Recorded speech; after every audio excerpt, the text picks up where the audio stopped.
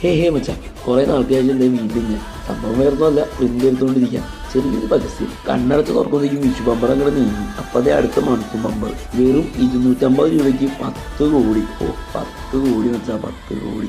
Life humble സിമ്പിളാവാൻ മച്ചാ ഈ 10 കോടി മതി. അങ്ങനെ മലയാളം നമ്മളങ്ങോട്ട് തകർത്തു. നമുക്ക് ഇങ്ങനെ ഇംഗ്ലീഷും വേണ്ടേ, എന്നാലേ ഒരു ഗുമ്മുണ്ടാവുള്ളൂ. അങ്ങനെ ഇംഗ്ലീഷിൽ ഒരു വെട്ടിച്ചിട്ട് ഐറ്റം അങ്ങോട്ട് പ്രിന്റ് എടുത്തു. ഞാൻ സ്ഥിരം പ്രിന്റ് എടുക്കുന്ന കട ഇവിടുന്ന് തന്നെ. ഈ പയ്യൻ നല്ല അടിപൊളി, നല്ല വൈബാണ്. ഞാൻ വർക്ക് ചെയ്യണ കട എന്ന് പറയുമ്പോൾ എനിക്ക് ആനപ്പുറത്ത് ഇരിക്കാൻ പോലെ.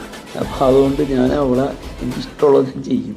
എനിക്ക് വേറെ ഒന്നുമല്ല, കച്ചവടം തന്നെ വെച്ചാൽ സ്ഥാനമൊക്കെ വയ്ക്കുമ്പോൾ ഈ കച്ചവടം ഉണ്ടോയെന്ന് ചോദിച്ചാൽ കച്ചവടം ഉണ്ട് കേട്ടോ. അതുകൊണ്ടാണ് നമ്മളിതൊക്കെ ചെയ്യുന്നത്. ലോട്ടറി കട എന്ന് പറയുമ്പോൾ എപ്പോഴും ഇതുപോലെ ടിക്കറ്റൊക്കെ നിറഞ്ഞിരിക്കണം മച്ചാൻ, എന്നാലെ കടക്കൊരു ഭംഗി. ഇതാണ് ഞാൻ നേരത്തെ പറഞ്ഞ ആനേൻ്റെ നെറ്റിപ്പെട്ട കണ്ട മച്ചാൻ. എപ്പോഴും നമുക്ക് ഇതുപോലെ പ്രൈസ് ഉണ്ടാവും. നമ്മൾ ഇതുപോലെയൊക്കെ എടുത്ത് ഒപ്പിച്ച് നമ്മൾ മാത്രം അറിഞ്ഞാൽ പോലല്ലോ, കസ്റ്റമേഴ്സ് അറിയേണ്ടി ഇവിടെ പ്രൈസ് ഉള്ള കാര്യം. ഇതിൻ്റെ തൃപ്തി എവിടെയെന്ന് വെച്ച് കഴിഞ്ഞാൽ എൻ്റെ വർക്ക് കണ്ട് എന്നെ സപ്പോർട്ട് ചെയ്യണ എൻ്റെ കസ്റ്റമേഴ്സിനും എൻ്റെ സാർമാരിക്കും എൻ്റെ ഭഗവതിക്കും നന്ദി.